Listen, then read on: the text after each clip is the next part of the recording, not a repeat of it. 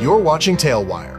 Here, we tell the stories YouTube doesn't dare to share. If that moves you, hit subscribe and leave a like. It helps us keep going. Now take a deep breath and get ready. What you're about to hear will touch your soul. Before the doors creaked, it didn't start with a scandal. Not with a headline, not with a viral video, not with an outrage the world could point at. It started slowly, quietly, like a crack forming in stained glass so small, so familiar. No one noticed when the light began to bend. The first letter arrived folded in 3. No return address, just a soft gray envelope worn at the corners. Inside, a note in trembling handwriting. I brought my father to church last Sunday. He wore his cleanest shirt. He didn't speak during the Mass. He just wanted to receive communion. But the priest passed him twice. I don't think it was a mistake. The Pope read it once. Then again, he set it down without comment. The next week, another came. This one from a man in Sao Paulo. They don't say it out loud, the letter read, but they stare, they whisper. When we walk in, the choir lowers its volume. My son asked if we were doing something wrong. I didn't know what to tell him. Then came one from a woman in France. Then another from Detroit. And then dozens more. Some were angry. Most were tired. They spoke not of open violence, but of erosion. The slow erosion of dignity. 1,000 invisible cuts that bled beneath vestments and incense. Pope Leo XIV read them all. Not because he had time. Because he didn't. He read them late at night, when the marble halls of the Vatican fell silent, when his aides had gone to sleep, and the weight of the white robe no longer felt like protection, but like stone. At first, he asked questions. Quiet ones. How many complaints had been filed? How many priests had been quietly reassigned? How many bishops had responded with action? And how many with silence? The answers came back polished, controlled, wrapped in language designed to assure and distract. Isolated incidents. We are monitoring closely. No pattern detected. But the letters continued. And the Pope, once a parish priest himself, began to see something in them that reports never showed. The silence of pews filled with people who knew they weren't truly seen. The ache of being tolerated but never embraced. And one word kept appearing again and again. Unwelcome. Unwelcome. Unwelcome. He brought it up during a sermon once gently, with care. A message about love that includes. About the altar belonging to all. About Christ having no favorites. The crowd applauded. The press quoted him. But the letters didn't stop. They grew heavier, more detailed. A mother wrote of her daughter being told to sit at the back because her clothes were too loud. A convert described the pain of finding God, only to be told by a fellow parishioner that his skin didn't belong in the choir. A seminarian whispered of things he'd heard in confession. He couldn't forget. Each story a stone, each sentence a weight. The Pope began sleeping less. He walked the gardens at night. He read scripture not for answers, but for permission. Permission to be angry. Permission to be afraid. Permission to act. But what could he do? Issue another statement? Give another speech? Host another committee? He had done all of those. The church was good at words, but words were not enough now. What was needed was not noise. It was presence. And one evening, after reading a letter from a 12-year-old boy who wrote, I think Jesus wouldn't like how the priest looked at my dad. The Pope folded the paper carefully and placed it inside his Bible. Then he stood, went to his private chamber, opened a drawer lined with ordinary things: a hat, a scarf, an old coat from years ago. He took them out, not with haste, with reverence, as if touching relics, because, in a way, they were. He looked at himself in the mirror. No white, no gold, just fabric worn thin by time and travel. He turned off the light and walked down the corridor alone. Not as the Holy Father, but as a man with no name. Because sometimes, to hear the truth, we must first become the one they ignore. The doors creaked as the man stepped into the church. His coat was torn, his shoes were mismatched, and in his hands he held a paper bag that smelled faintly of of bread and old rain. No one looked at him. The pews were already half full. Families in crisp clothes, elderly women with rosaries, children in suits that made them itch. It was a small church, somewhere in the Italian country city of those parishes where everyone knew everyone. Except him. He walked slowly down the center aisle, not begging, not asking, just looking for a place to sit. The priest noticed him. From the altar, he paused mid-prayer. His eyes followed the man like a shadow. Murmurs began. A woman clutched her purse tighter. A man whispered something sharp to his wife. The stranger found a spot near the front, sat down, gently placing the bag beside him, bowed his head. Then came the voice. Firm, cold, echoing off stone and silence. "You'll need to move to the back." He looked up. The priest didn't smile. "Seats in the front are for families," he said. "Please, find another place." The man didn't argue, didn't explain. He simply nodded, picked up his bag, and walked to the very last row. Nobody looked at him, but everyone saw. The Mass continued. Readings, hymns, sermon. The priest spoke of humility, of charity, of the Good Samaritan, and then communion. People lined up, row by row. The man stood too, his steps hesitant. When he reached the front, he bowed his head and extended his hands. The priest didn't move. He stared at the man, then turned away. "Next," he said. A child giggled. A phone clicked, and the man, cheeks burning, lowered his hands. He stepped aside, alone. No blessing, no bread, no explanation. He walked to the back of the church, picked up his bag, and left. The door closed behind him with a dull thud. That night, someone uploaded a video, just 30 seconds long. It showed the moment of refusal, the silence, the face of the priest, the man's bowed head. It spread fast, not just because of what happened, but because of who he was. The man in the coat was the Pope. But no one knew. Not yet. The Vatican was silent at dawn. No choirs, no meetings, just the soft rustle of a curtain, the distant echo of footsteps, and a man staring at a screen in his private quarters. Pope Leo XIV sat alone, still dressed in the plain clothes he had worn 2 nights before. His eyes were fixed on a small tablet resting on his desk. The video played again, and again. He didn't blink. The priest's voice rang through the speakers. Next, the Pope paused the frame, zoomed in. The man's hand chisel extended humbly. The priest's face frozen in quiet dismissal. The people behind, awkward, unsure, saying nothing. He exhaled slowly, not because he was angry, because he wasn't surprised. This was the church he had once loved from the pews, the same church he had nearly died for. And now, it was time to return not as Pope, not as Robert, but as witness. He stood. Behind him, on a low wooden shelf, sat a folded bundle wrapped in linen, simple clothes, a worn jacket, a pair of shoes with scuffed soles, and a hat, soft and shapeless. The same clothes he wore when the world had turned its back on him. He put them on again, carefully, quietly, as if stepping into memory. He took nothing else. No guards, no advisors, no schedule. He left through a side entrance, unnoticed. A driver waited in an unmarked car, already briefed. No questions were asked.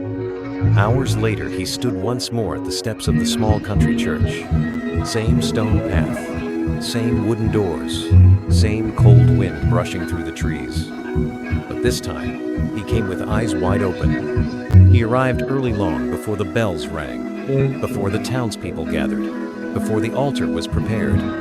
He sat in the back row. Nobody looked twice. By the time the church filled, he had already blended in, just another soul among the forgotten. The priest walked in, robes flowing, his voice confident, the same as before. He didn't notice the man in the last pew, but the boy did. A young acolyte, maybe 12, glanced twice at the quiet figure in the corner. There was something different about him. The way he sat, the way he listened, as if he had heard these words before and was waiting to see if they still meant anything. The Mass began, and once again, the priest spoke of mercy, of love, of the least among us. And once again, he didn't mean it. He greeted the wealthy by name. He laughed with local politicians. He ignored the wrinkled coats, the tired shoes, the eyes that begged for belonging. Near the end, a man coughed behind the pews. No one turned. Another whispered a prayer aloud, a little too desperate. The priest frowned. But the Pope watched it all, quietly, completely. The acolyte, still watching the man in the back, made a small gesture-y smile, a cup of water quietly placed beside him without a word. The man nodded in thanks, and the Mass went on, until once again the line for communion formed, and the man in the back row stood up. The line moved slowly. One by one, the faithful stepped forward, heads bowed, hands open. The priest offered the wafer with practiced words and polite half-smiles. Nothing had changed. Not from last week, not from years before. But this time, someone else was watching. And this time, he wasn't just a face in the back. The man in the old jacket stood still for a moment, not out of fear, out of certainty. Then he stepped forward. Every eye turned, first in curiosity, then discomfort. His coat was torn. His shoes were cracked. His hands were steady. But the air around him seemed heavier. The priest saw him. A flicker of recognition passed behind his eyes. But it vanished quickly, buried under layers of habit and pride. He didn't smile. He didn't move. Just like before. The man stopped in front of him, bowed his head, raised his hands. The priest hesitated, looked out over the crowd, then, once again, turned his body to the side. Next, he said, "No," gasped this time. Just silence. But the silence cut deeper. The boy with the water flinched. A woman in the second row lowered her gaze. And the man, denied once more, stepped aside. No anger. No words. Just a slow turn and a walk back to the last pew. But this time, the walk didn't end there. He kept going, down the side aisle, toward the altar. Some whispered. Others shifted uncomfortably. The priest froze. The man walked past the pulpit, past the candles, right up the steps. Then he turned, faced the crowd, and removed his hat. A slow murmur rippled through the pews, because they knew that face. Not from television, from paintings, from broadcasts, from the balcony in Rome. The Pope. He stood there, not in white, but in gray. Not above them, but among them. Eyes tired, voice quiet. He didn't need to shout. "I came here as a stranger. Twice. I was turned away both times." The priest didn't move. The people didn't speak. "I was not denied bread," the Pope continued. "I was denied dignity."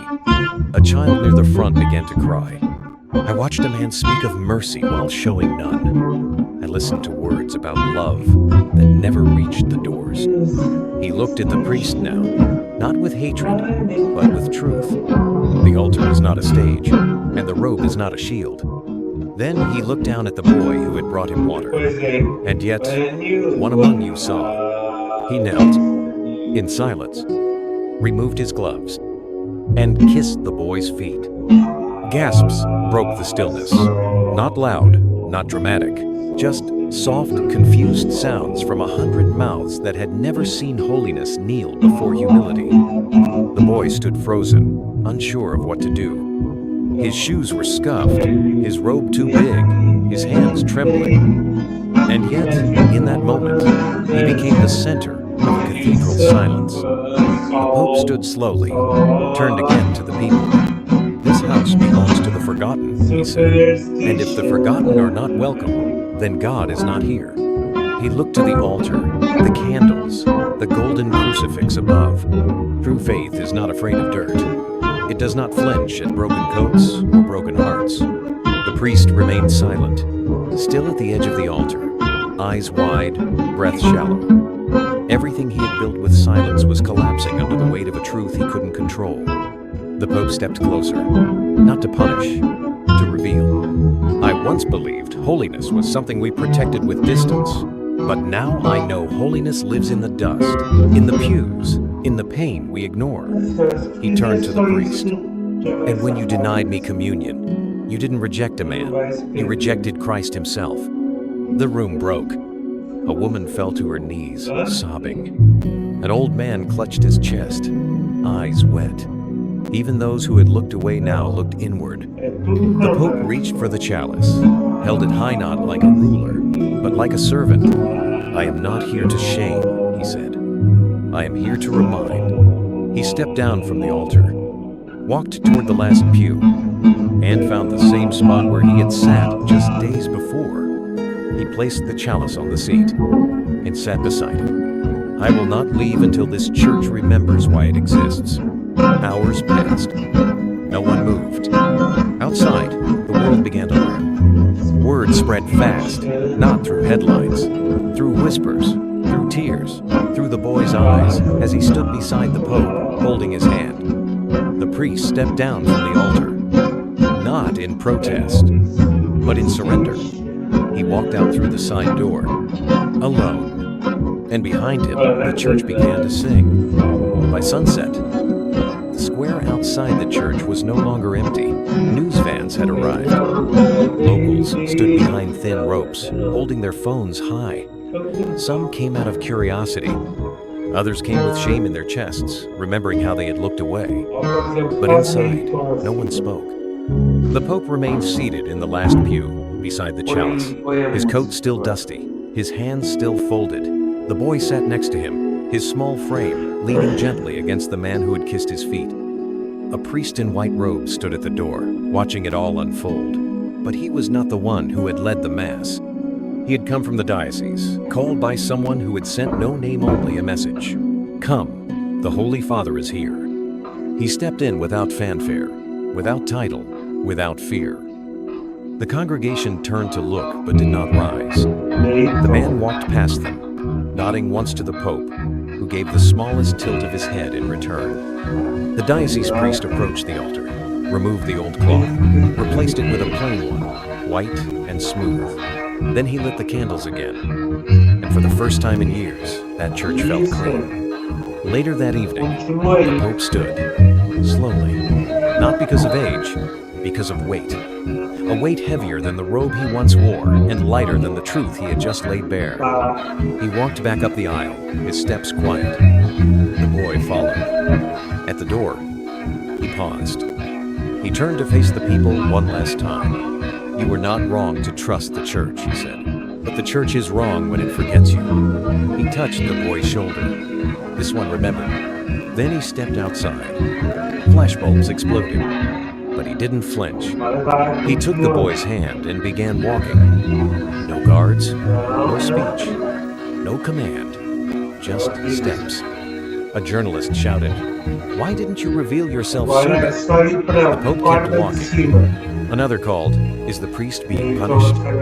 He paused only once, looked into the crowd, and said, "Justice is not vengeance. The greatest punishment is knowing you failed to love." Then he disappeared into the night. Not into a car, not into a palace, but into a shelter nearby, where food was being served for free. He sat among the tired and the broken, and shared a meal. No cameras were allowed inside, but word got out anyway. By morning, the video had circled the globe. Not just the first one, the denial, but the second. The moment the Pope revealed himself. The kiss, the sermon, the silence, the song. Clips flooded every screen. Headlines spun in every direction. Some called it performance.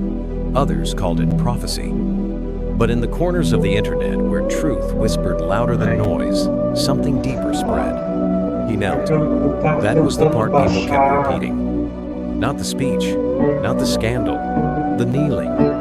In a world of men clinging to power, one had bent down to touch a child's feet, and everything changed. In the Vatican, some were furious, others were afraid. but many quietly removed. For years, debates had raged in marble halls about doctrine, tradition, appearances, but none of them could argue with that image. A man in rags, kneeling, a child, honored, and a church, cracked open. Back in the village, the church doors remained open all day. People came, sat in silence. Some cried, some left notes on the pews. Some brought food, unsure why, just needing to give something back. The young acolyte, his name was Matteo, received letters from strangers. A scholarship offer arrived the same week, arranged by someone whose name was never revealed. The priest who had turned the Pope away never returned to that pulpit. His resignation was not announced. It didn't need to be. He now lived in a monastery, sweeping floors and washing dishes. Some called it exile. Others called it grace. And the Pope? He returned to Rome without a speech, without a press release. He entered through the same side door, in the same worn coat, holding a small stone in his hand, the one the boy had placed on the pew before leaving. A gift. No one knew what it meant. But he did. He placed it on his desk, right beside the crucifix. And each morning after, before reading letters, before meeting bishops, before facing the noise of a divided world, he would look at that stone, remember the floor where he had knelt, and whisper 4 simple words. This is the church. The sun rose over St. Peter's Square with a different light, softer, warmer, as if even the sky had heard what happened in that forgotten village. In cities across the world, churches filled with faces not seen in years. The poor returned first, then the curious, then those who had stopped believing not in God, but in people. They came not because of doctrine. They came because a pope had chosen dust over gold. He didn't speak of it again, not from the balcony, not in interviews. He let the moment live on its own. But others began to act. In Brazil, a priest opened his doors at night, offering hot soup and scripture read by candlelight. In the Philippines, a group of nuns walked barefoot into the poorest districts, handing out bread and handwritten prayers that simply said, "You are seen." In Chicago, a bishop invited unhoused families to sleep inside the cathedral. No rules, just warmth. They called it the kneeling wave, a movement with no leader, no slogan. Just one image passed from heart to heart. And in the village where it all began, the small church on the hill was transformed. Not with marble, with beds, a room for travelers, a room for silence, a long table that stayed full with food from the same people who once looked away, a chapel now lit at all hours, where no one sat at the back because there was no front. The boy, Matteo, left for Rome weeks later, a scholarship in one hand, a letter from the Pope in the other. No signature, just 5 words.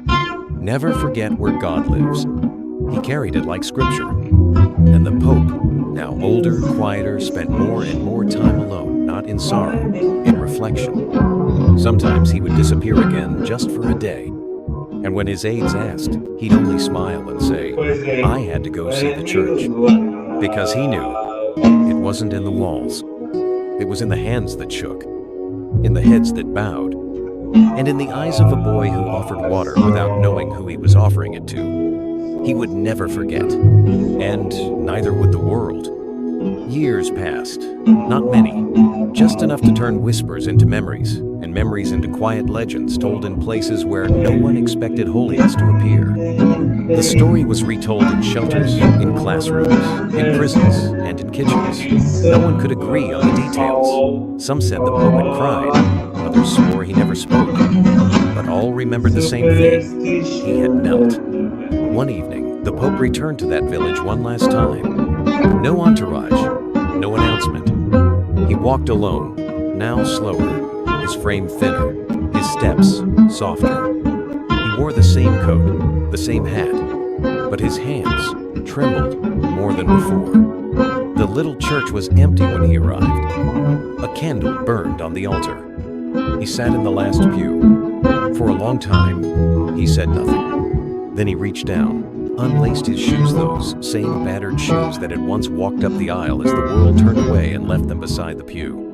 He stood barefoot, walked forward, and knelt where the chalice had once been denied. No ceremony, just stillness. Outside, the bells rang. Not because anyone pulled the rope, because the wind had picked up. And the old tower, as if remembering something sacred, responded. The Pope stood once more. He turned, walked to the door, and opened it wide.